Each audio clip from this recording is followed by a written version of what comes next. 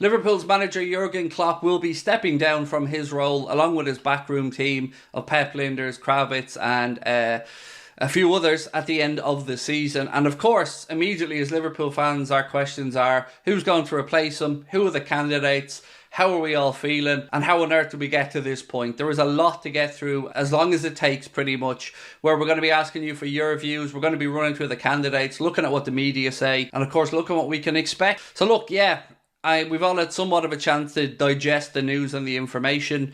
It doesn't make it any better, doesn't make it any easier. It doesn't really change anything. I'm still numb. And I don't know if I'm alone in that. I suggest I probably am. But yeah, right now, this isn't a day that I was expecting or a day that I was certainly looking forward to. But we've a lot to go through. So what I thought we would do for the opening few minutes of today's stream is I'm going to run through and give you guys my list of my top 4 Jurgen Klopp replacements in order of preference for me. Again, I'd love you guys to let me know your thoughts in the comment section. If you agree, if you disagree, if you have other names you'd like to throw in, please feel free to let me know. I'm going to go through them now and work through it over the next few minutes. So let's get stuck into it. Starting off with my number 1 on the list, and that is, of course, Xabi Alonso. It feels like the most natural fit for Liverpool Football Club, and it feels like it's the obvious one, right? You know, we've looked at the media today. We've looked at the headlines and the suggestions from Carragher. We'll talk about Melissa Reddy and her thinking as well. And you're probably also wondering about deserves in the title of tonight's stream. Well, the reason deserves is there is because it was an article written by Henry Winter that said that Xabi Alonso deserves to be Jurgen Klopp's replacement. Of course, Steven Gerrard's name was always going to be mentioned with the job when Jurgen Klopp moved on, but him being over in Saudi with Al Ettifaq and his managerial career somewhat stalling, his name isn't really going to be in the reckoning. So Xabi Alonso for me is top of the pile for a few reasons. When I look for a Liverpool manager, I have a checklist of things that I want to achieve. One of them is the manager has to be good enough. And that is the part of this that I'm in no doubt about. But I do understand people who worry about his perceived lack of experience at the very top level in the European setting as a manager. He's only been at Bayer Leverkusen a short period. Before that, he was, of course, at Real Sociedad as their B-team coach. But we know he's achieved everything in the game. He's won the World Cup as a player. He's won the Champions League multiple times. And he is, without a doubt, a big enough personality, a big enough name to attract both players and I guess coaches to Liverpool Football Club. You of course have to be respectful knowing that he's under contract by Leverkusen. That contract runs like Jurgen Klopp's was supposed to until 2026.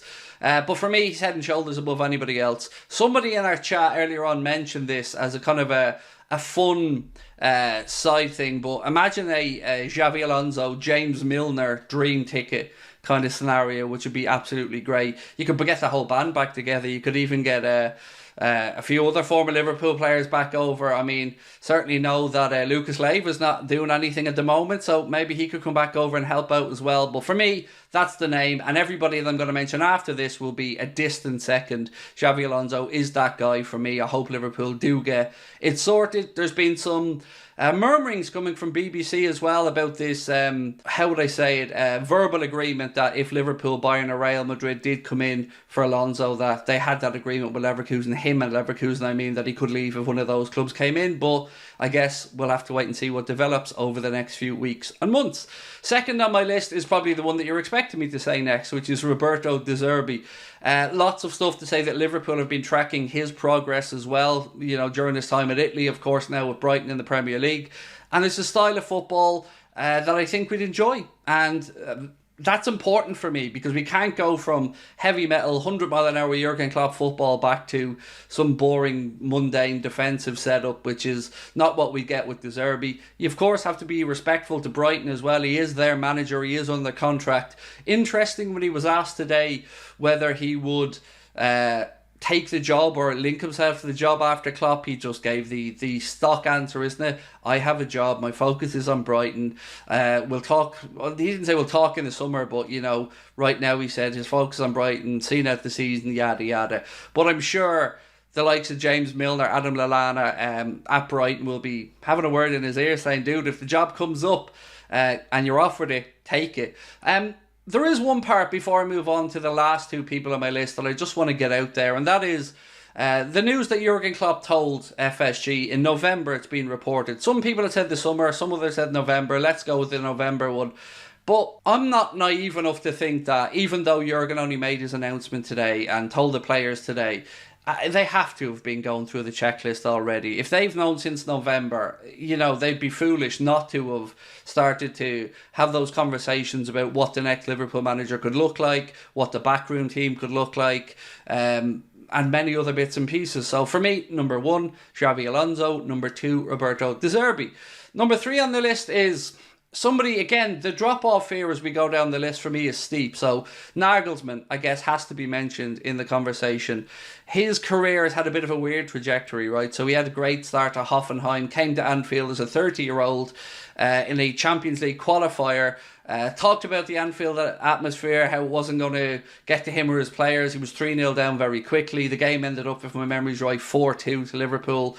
But since then, he has gone on to bigger jobs, had mixed success at Leipzig, obviously Bayern Munich and the German national team. But I think his name will probably be linked because he's a young, forward-thinking coach, a disciple, or at least a huge fan, I should say, of Pep Guardiola with the way he sets up his teams. He's made no bones about the fact that he's a big fan of Pep, so you can see that in his style of play, but I'm not overly convinced with him, folks, in all honesty. And the last one on my list is the one that Aston Villa fans don't want us to be talking about, and that is, of course, Unai Emery. I don't think it's likely that Emery leaves Aston Villa because Aston Villa have given him the opportunity to come in. He's done really well. He's going to be backed there by their owners. And, of course, Aston Villa fans don't want to hear us talking about their manager. And I understand that. But it would be remiss of me not to speak about him for a few reasons. One, obviously, he has had a couple of spells in the Premier League now of varying success.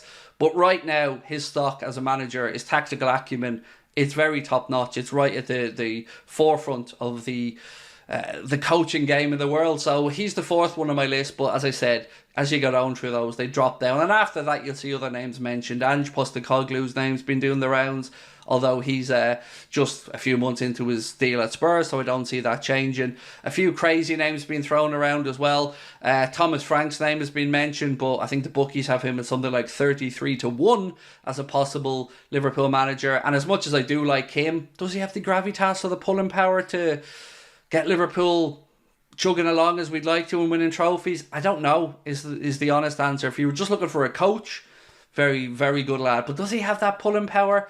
I don't know. Brendan Rodgers' name has been doing the rounds again, by the way, which I think is all kinds of crazy. And of course, Rafael Benitez was probably the last strange one that I've seen. So I want to know, who's your favourite? Who would you like to see come in? Nobody wants to talk about Klopp leaving. It's a horrible subject they sit here and have to talk about. But we are where we are. So no Gareth Southgate talk either, by the way. We're not having that in the comment section. But it is over to you now to let us know what you're thinking.